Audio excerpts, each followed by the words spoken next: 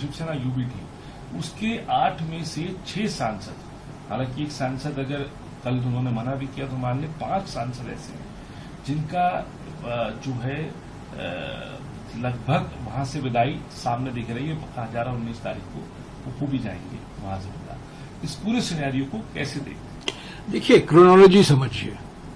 अप्रैल 17, 2026 को लोकसभा में गृह मंत्री की बड़ी बेइज्जती हुई। एक संविधान संशोधन विधेयक पारित नहीं कर पाए। उन्होंने साहब को वादा किया था कि ये संविधान संशोधन विधेयक पारित ही होगा। कहा था नारी वंदन अधिनियम के नाम पर ये लाए थे, पर असली मकसद परिसीमन का था, खतरनाक परिसीमन का था। संविधान संशोधन विधेयक के लिए 2/3 बहुमत की जरूरत थी। 2/3 बहुमत माने 362 सांसद। अगर सारे सांसद मौजूद थे और उन्होंने वोट किया तो 2/3 माने 362 की जरूरत थी। गृह मंत्री को सिर्फ 298 सांसदों का समर्थन मिला, यानी कि उनके दावों के बावजूद, पूरे प्रयासों के बावजूद उनको 2/3 बहुमत नहीं मिला। बड़ी बेइज्जती हुई। नाराज हो गए गृह मंत्री, नाराज हो गए प्रधानमंत्री। अब लगे हुए हैं तोड़फोड़ की राजनीति में, क्योंकि वो उनका मकसद है 2/3 बहुमत हमें किसी हालत में मिलना है। विपक्ष की एकता और विपक्षी एकजुटता के कारण उनको 2/3 बहुमत नहीं मिला।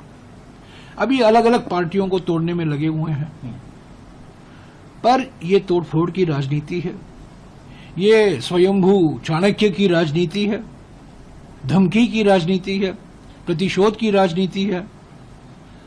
पर मैं विश्वास के साथ कह सकता हूं कि इनको 2/3 बहुमत मिलने की कोई गुंजाइश नहीं है।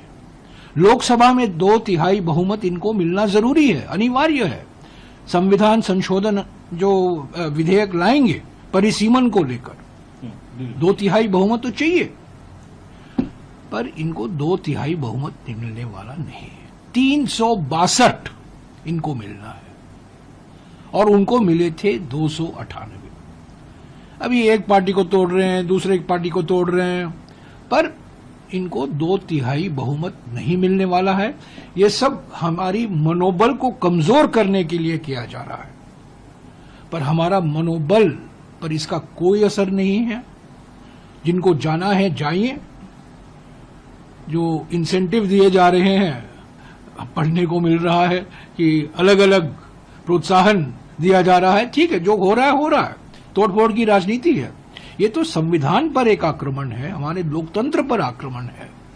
और ये गृह मंत्री जिस पद पर एक जमाने में सरदार पटेल बैठे थे, एक जमाने में सरदार पटेल गृह मंत्री हुआ करते थे, आज उसी पद पर बैठे हुए ये गृह मंत्री ऐसी राजनीति कर रहे हैं। तो इनको 2/3 बहुमत नहीं मिलेगा। वो कुछ भी करें, कुछ भी दावा करें, समाचार छपवाएं, सभी अपने मीडिया चैनलों से छपवाएं कि 2/3 बहुमत की ओर बढ़ रही है एनडीए सरकार। ये national डिफेक्टर alliance, NDA national democratic alliance नहीं है, नेशनल डिफेक्टर अलायंस है। इनको 2/3